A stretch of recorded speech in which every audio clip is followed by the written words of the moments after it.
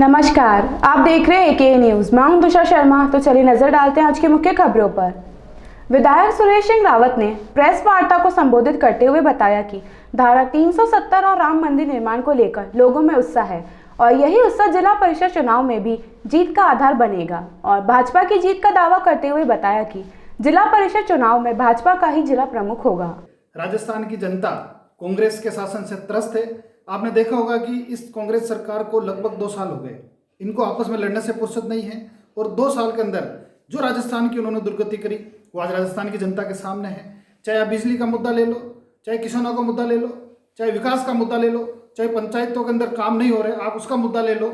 एक तरफ भारतीय जनता पार्टी का 5 साल का पूर्ववर्ती शासनकाल था जिसके अंदर राजस्थान के अंदर गाँव गाँव ढाणी ढाणी के अंदर रोडें बनी, पानी की व्यवस्था हुई, पंडित दीनदयाल उपाध्याय योजना के माध्यम से पूरे राजस्थान के अंदर विद्युतीकरण का काम हुआ। लेकिन जब से कांग्रेस की सरकार आई सारा का सारा विकास ठप हो गया और राजस्थान पूरा कोरोना की आग में जल रहा है, कोरोना से कर्रा रहा है। लेकिन कांग्रेस सरकार जनता को राहत देने के अंदर पूरी तरह से विफल रही। तो जनता के सामने एक तो 2 साल का कांग्रेस सरकार का कुशासन है और एक पिछले 5 साल का भारतीय जनता पार्टी का सुशासन है। तो निश्चित रूप से इसकी तुलना करके जनता भारतीय जनता पार्टी के पक्ष में भारी मतदान करेगी। जिला कलेक्टर प्रकाश राज पुरोहित ने संभाग के सबसे बड़े जवाहरलाल नेहरू अस्पताल में व्यवस्थाओं का जायजा लिया। राज्य सरकार के निर्देशों पर अस्पताल में कोविड-19 संक्रमण के बढ़ने की दिशा में किए जाने वाली चिकित्सकीय सुविधाओं के विस्तार पर चिकित्सकों के साथ चर्चा की और आवश्यक दिशा निर्देश दिए। कलेक्टर प्रकाश राज पुरोहित ने बताया कि दीपावली और सर्दी के मौसम के साथ ही कोरोना के मरीजों की संख्या में भी बढ़ोतरी हो सकती है। इसे देखते हुए राज्य सरकार के निर्देश पर आज जेएलएन अस्पताल का निरीक्षण कर 350 कोविड बेड को बढ़ाकर अब 500 करने के निर्देश दिए गए। साथ ही सभी 500 बेडों पर ऑक्सीजन सप्लाई सुनिश्चित करने के लिए भी निर्देशित किया गया है। जेएलएन में कोविड-19 के ट्रीटमेंट की व्यवस्थाओं को देखने के दौरा किया। दीपावली और ठंड के साथ साथ ये आशंका जताई जा रही है कि कोविड के केसेस बढ़ेंगे, तो इसी लिए हॉस्पिटल की भी सुविधाएं उस हिसाब से बढ़े।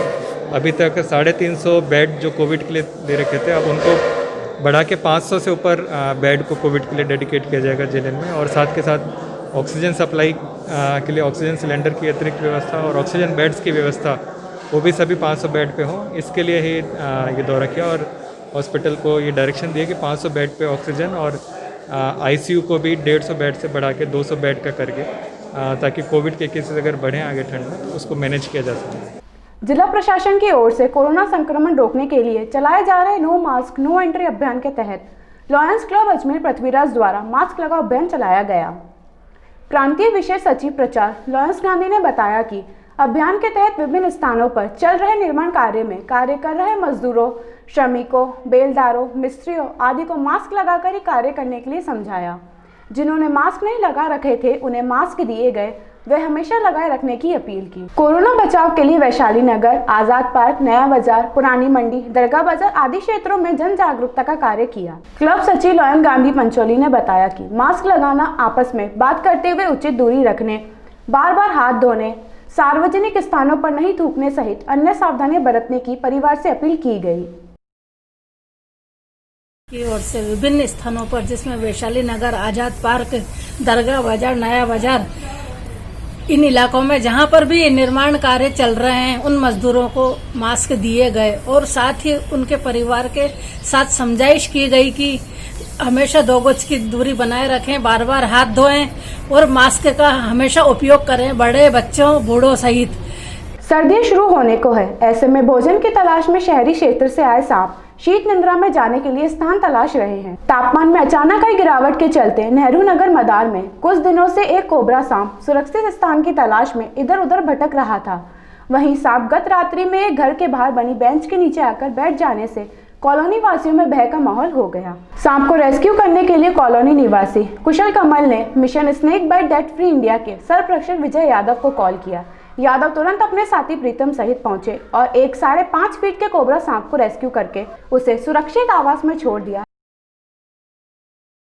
इनको शीत ऋतु में ठंड से बचाव करना होता है और इन्हें सुरक्षित स्थान में जाने के लिए इन्हें बिलों की आवश्यकता होती है।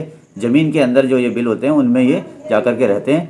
ये 3 से 4 महीने वहाँ अपना जीवन को बचाने के लिए वहाँ पे बिताएंगे ताकि ये वहाँ सुरक्षित रूप से रह सकें। बुलेटिन में फिलहाल इतना ही। बाकी तमाम खबरों को देखने के लिए बने रहिए AK न्यूज़ के साथ। नमस्कार।